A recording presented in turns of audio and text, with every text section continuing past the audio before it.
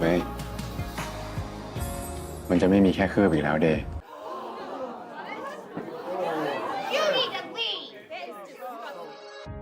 That's the power of an ending. It's what we remember, and fairly or not, the final episode of a show can make or break its legacy. A good one proves to viewers that the years-long emotional investment was worth it. A bad one can make them feel like they've wasted their time.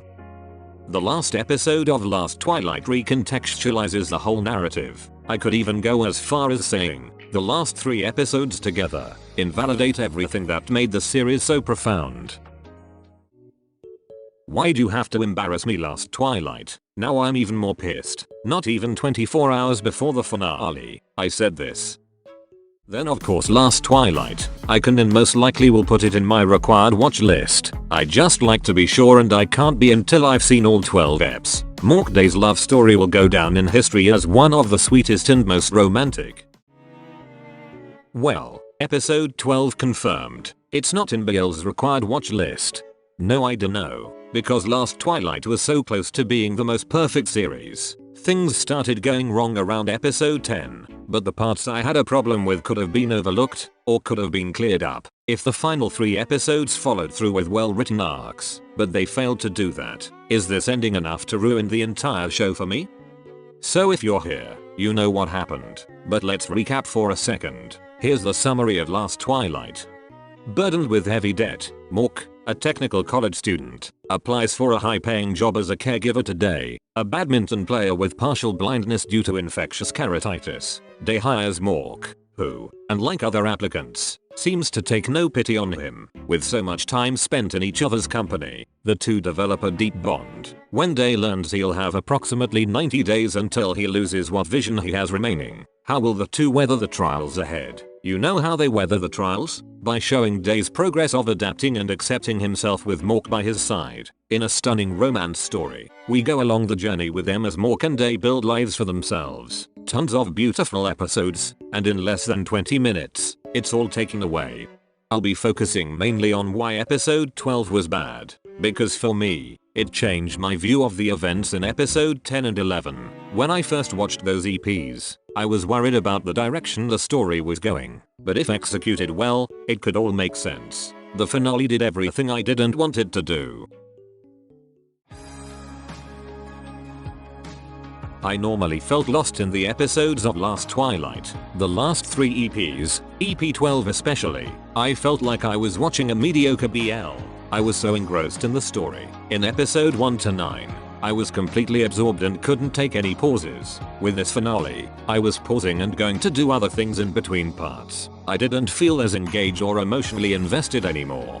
I felt so odd about the writing. It was incredibly rushed and repetitive at times. I never like a montage or forced parallels. You don't have to refresh my memory that much. Trust me, we were all watching every week and thinking about Mork Day constantly. Because the show was great, we didn't forget. And what makes it all the more frustrating, at other times, it feels like we are missing things. We could have used that time to fit more important new details. What happened in the 3 years Mork and Day were apart? Because when they reunite after this growth era, nothing seems to have improved. If anything, the writing in this finale sends them backwards. Episode 11 set up a good arc for both of them. Day talks about wanting to be more independent. He went from not wanting anyone to know he's blind, to getting a mobility cane. Why do we never see him use it? 3 years later and every scene, he is almost no different than when we left him in 11. I liked the cake scene in part 2, but that's the only real example of development we got, and it's spoon-fed to us by Day spelling it out. ขนมหวานด่านบอสให้พี่ช่วยไหมไม่เป็นไรพี่ผมกินเองได้คนเราก็ต้องมีพัฒนาการกันบ้างนะ It's a nice scene, but the scene becomes frustrating when it's between Mork being pushy and Mork's unnecessary apology, and when it's the only example of Day's growth after 3 years. I would have liked the cake scene more if they did more of a show don't tell thing with both characters. I want to see how they've changed in their time apart, not be told outright, especially when it kind of contradicts how they're acting.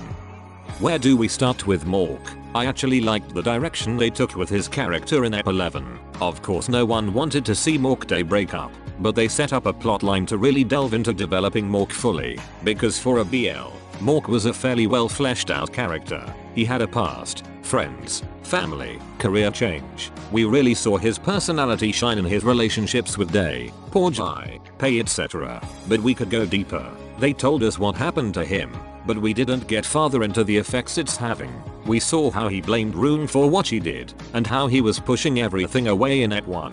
And that scene with Day in the bathroom in Act 2. Because we got those moments along with backstory, I was content. Unfortunately, that's more than most BLs give us about a character. Then they decide to take it a step further with Ep 11, showing us how much Mork struggles with the balance between caretaker and boyfriend, his trauma from not being able to help his sister, never fully processing that loss, now overcompensating in the hope that never happens again. All of this explodes in a really powerful breakup scene. Mork peeling back layers of trauma out loud for the first time, acknowledging the effect losing Rune the way he did has on him, even though he doesn't fully understand it yet, and Day misunderstanding this as pity, because that's all he's ever known. And Mama's monologue after. I sat there after watching Ep 11 shocked, not because Mork and Day broke up, but because of how much I liked that breakup scene.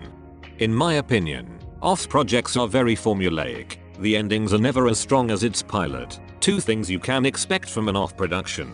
Gays will be roaming in the wilderness. What the heck are those two doing in a tree? And an ending with a breakup followed by time jump. That could make for a solid conclusion if well written, but they usually end up feeling like they were written in 5 minutes, for the sake of having one last dramatic moment. Mork and Day's breakup felt different. It was necessary. They both needed to be more independent. For different reasons, but at its core, they were both struggling with grief and codependency. They just needed to solve it separately. Episode 12 only needed to execute the plot lines that were set up for it. Somehow we ended up here. It's almost like they're trying to rewrite history. They reunite after 3 years. After being broken up for 3 whole years, guys. Considering how they ended things, does this seem like how the Mork Day we know would act? Mork comes back from the US, never addresses the real problem, and is instantly in the mood to flirt. Yes, Mork has been confident and affectionate since the beginning, but more than anything, Mork is a person that understands boundaries. He was written as someone so caring and sweet and emotional. My Mork wouldn't act like this. Day was clear from day one. He doesn't want to be treated like he needs help 24/7. Their literal last interaction was a fight about not wanting pity, even though Mork's actions weren't driven by pity. This opened a window to explore Mork's trauma, instead of all the montages, forced parallel scenes, and slow-mos. We could have gotten something about Mork's time in the US. He could have gone to therapy or something. Give us a montage of that if you don't want to write dialogue. I would take a montage of new scenes and reused ones. Mork's apology was supposed to be a heartfelt emotional scene. It was supposed to be a moment of growth, connection and understanding between them. Instead, I was physically cringing because of how wrong it was. Mork was not pitying Day, oh my god. The Mork I know would have came back from the US, made an effort to reach out to Day, then talked everything through, truthfully, and the Day I know would apologize for his mistakes. Then they would get back together, and have a relationship stronger and healthier than ever. No surgery. Happy ending. Speaking of, let's talk about that surgery.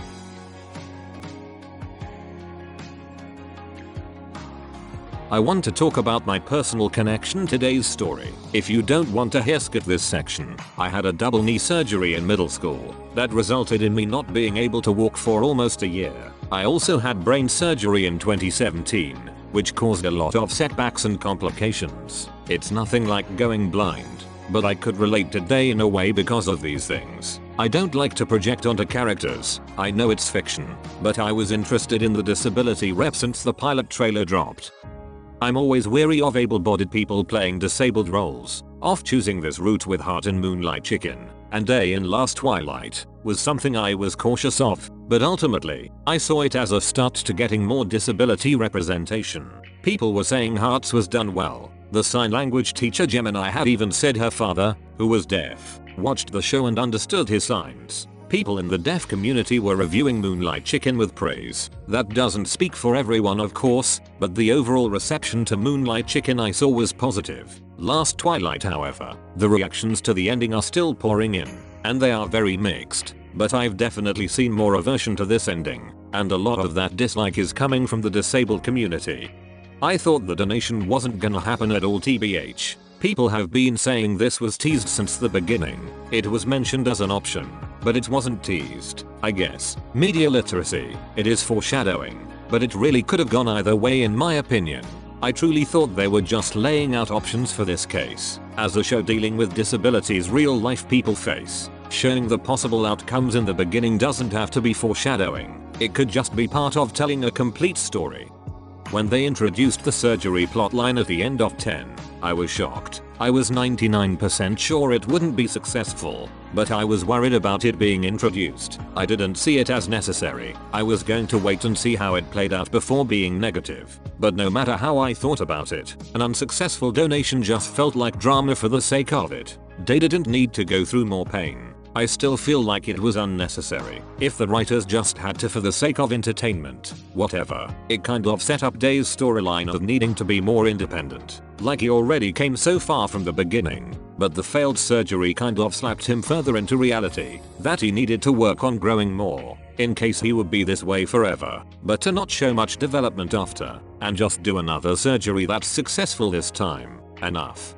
As someone who saw aspects of my story in Days, as someone who only lost the ability to walk for a year, and was able to go back somewhat to how I was before, I don't think regaining sight worked as a conclusion to this story, mainly because the way they wrote it came off as disrespectful. It's at its core, and okay direction to take. Day was not born blind. He learned to live with it, found more happiness and love than he ever had before, and even made a difference for the blind community in his area by opening an accessible bookstore. Even though I would have ended it there, Day getting his sight back is not the worst thing in the world in and of itself. If that's what he wants and he's happy, sure. Technically I relate to him even more now, so I guess technically I should like this ending. What made me disappointed and even angry about it is Day's monologue after he gets his vision back, and the marketing of the series.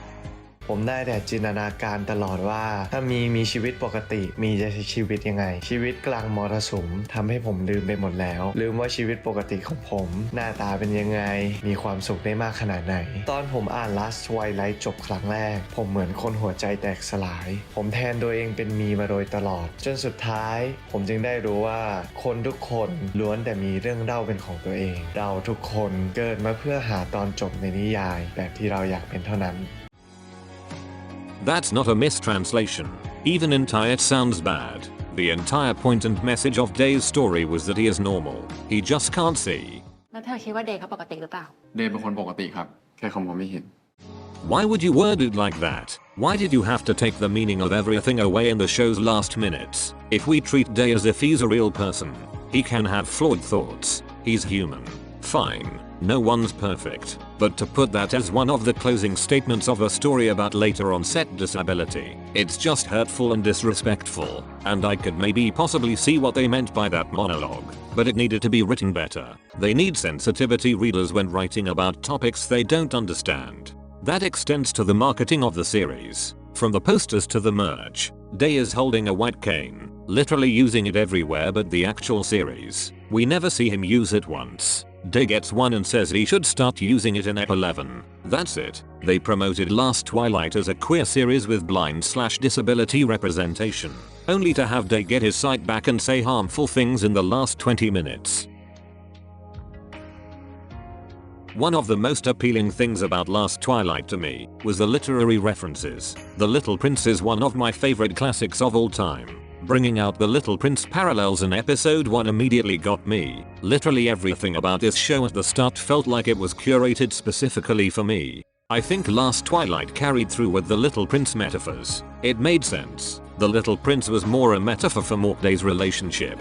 Last Twilight, the in-universe book, was a metaphor for Day's individual journey, his relationship with his blindness, and that's where I think they fumbled a little.